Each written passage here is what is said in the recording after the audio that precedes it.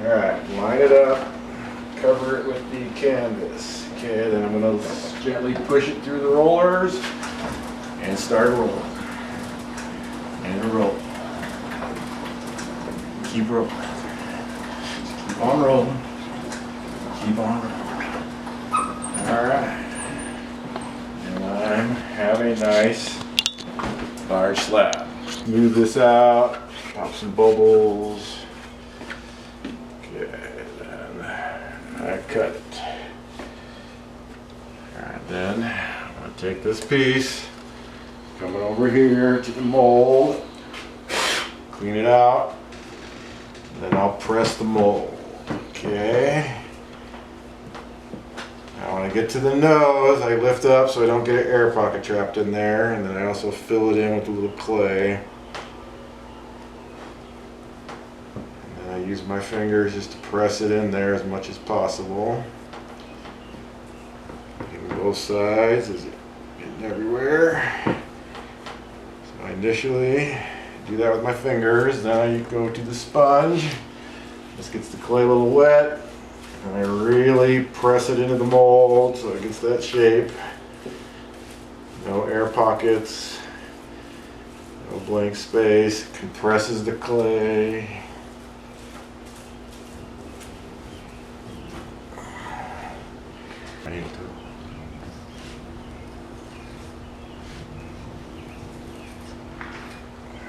Alright. I'll save that aside. And then come second part of the big slab and lay it on the board. Okay. Alright, and then I always smooth it out. Tell the clay to remember being flat. Okay, then I have my trusty stencil. I use the needle tool. And I cut.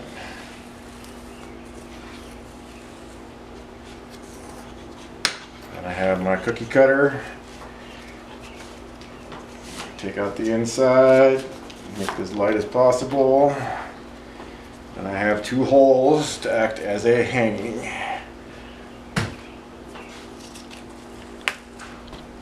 Alright, so after it gets rolled out, it dries for a little while, then I'm going to assemble these two pieces together now in this stage. So it's been drying out for a little while.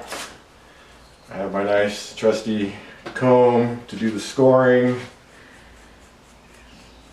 So it's really important I do this at this stage so they can blend together nicely. This is the added element I've added to the mask rather than having to attach a hanging mechanism later. I figured the clay works as a good hanging mechanism. So both sides get scored, they're dried, and I got my big nice bucket of slip. So clay and water. I'm just going to put slip on one side.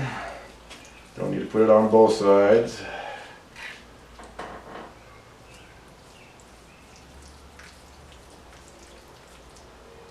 Alright. Then I'm going to pop this out. It's nice and dry. It should pop right out and hold its shape. Now I have to carefully line this up as I go along. Alright, and then I'm just going to simply use the trusty finger and blend the two together. I try not to add any clay so I don't alter the shape too much. Okay, then I get the trusty sponge and I'm going gonna go back over what I just blended. And soften that up and really get it back into a plastic stage so it blends together.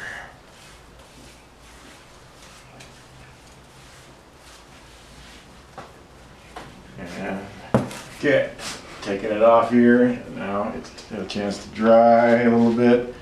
So now I want to blend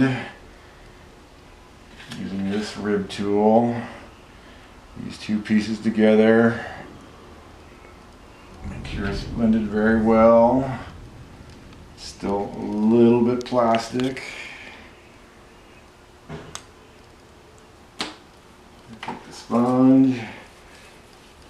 I'll work through the whole thing.